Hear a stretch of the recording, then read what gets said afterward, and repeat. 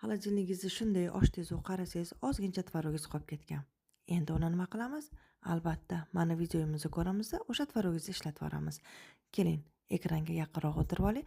Bu retsept aynan siz uchun. Idishimizga iliq sut, tuz, shakar hamda drojani solamizda hammasini yaxshilab aralashtirib olamiz. Bularni aralashtirib olganimizdan keyin xona haroratida turgan bir dona tuxumni solamizda yana aralashtirib olishimiz kerak.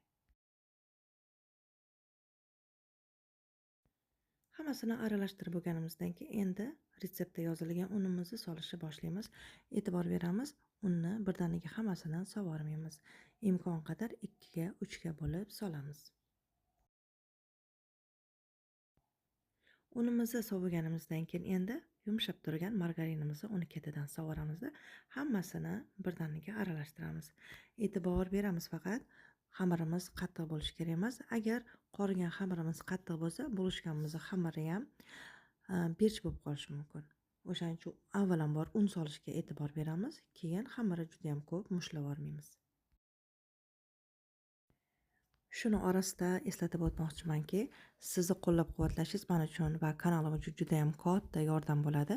Videom agar sizga yoqayotgan bo'lsa, iltimos kanalimga obuna bo'lishni esingizdan chiqarmang, like ham bosib qo'yishni unutmang. Mana xamirimiz ham tayyor. Endi xamirimizni bir idishchaga solamizda, uni ustidan klonkalaymiz. Men o'zim xamirim tez ko'tarilishi uchun har doim qo'llab kelayotgan usulimiz sizlarga ham eslatib o'tmoqchiman. Xamirni duxovkani ichiga solamiz, duxovkani yoqmaymiz. Qaynatilgan suv, qaynoq holatida ikkita kosaga solamizda, uni ham duxovkaga qo'yib qo'yamiz. Xamir uzog'i bilan 1 soatda juda ham chiroyli bo'lib ko'tarilib chiqadi. Agar drojamiz svejiy bo'lsa, ya'ni yangi bo'lsa drojamiz 40 minutga qolmasdan xamirimiz ko'tarilib chiqqan xamirimizni xuddi mana videoda ko'rib turganingizdek qo'l bilan yoysa ham bo'ladi. Atroflarini bir tekisda qovmoqchi bo'lsangiz, juva yoki kichkina o'g'lov yordamida ham tekislab olsangiz bo'ladi. Xamirimizni razmeri 35 santimetrgacha ochib olamiz. Endi yoyilgan xamirimizni pishiriq qog'ozini ustiga qo'yib olishimiz kerak bo'ladi. Mana pishiriq qog'ozini ustiga ham qo'yib oldik chiroyli qilib. Pishiriq qog'oziga xamirimizni qo'yib bo'lganimizdan keyin endi o'rtacha kattalikdagi bitta laganni olamizda, teskari tarafi bilan qo'yib olamiz. Hamda chiroyligina qilib kesib olamiz, xuddi videoda ko'rsatilgandek qilib.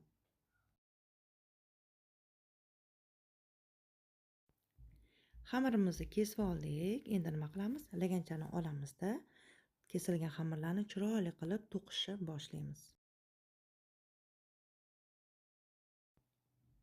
Mana endi eng e'tiborli bo'ladigan joyimiz shu yerda. Har to'qiganimizda o'rtada bir dona kesilgan xamir qolaveradi. Shunda xamirimiz chiroyli bo'lib to'qilishni boshlaydi.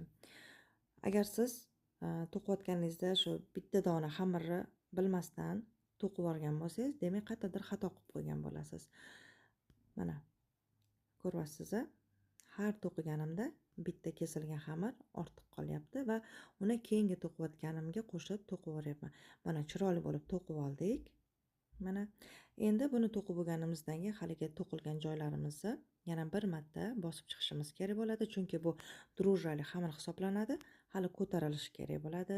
Undan tashqari yana duxovkada ham pishishi kerak bo'ladi. Agar yaxshilab qo'limiz bilan bosib chiqmasak, o'sha joylari ochilib qolishi mumkin. Endi xolodilnikdagi tvorogimizni olamiz, uni bir idishga solamiz.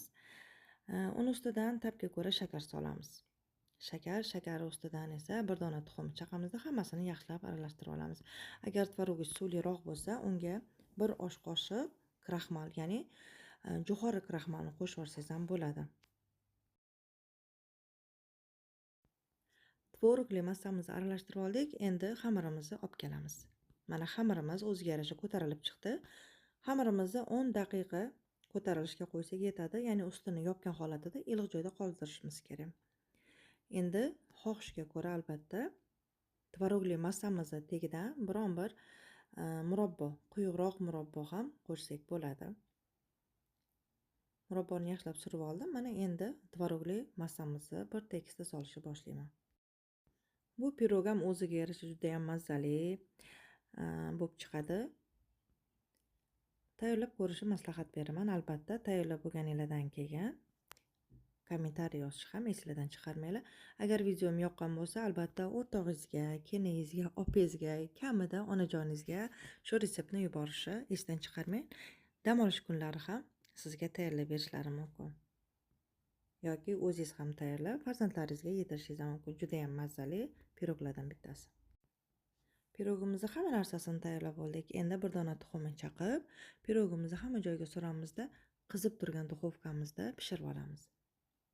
Pirogimiz mana ko'rib turganingizdek pishib tayyor bo'ldi. Uni ustiga issiq holatida saharni pudrani sepmaymiz, ya'ni shakar upasini sepmaymiz. Ozgincha sovutamizda, ana undan keyin shakar upasini sepishni maslahat beraman. Xo'sh, mana ikkalamiz pishirgan pirogimiz juda ham shirin chiqdi. Men pishirgan pirogim albatta meni oila a'zolarimga juda ham yoqib tushdi. Siz pishirgan pirog qanaqa chiqdi? Uni men siz shu videoni tagida yozib qoldirgan kommentariyalar orqali shu bilan videom o'z nihoyasiga yetdi. Siz bilan kelasi videolarda yana g'oyibona ko'rishguncha xayr, salomat bo'ling.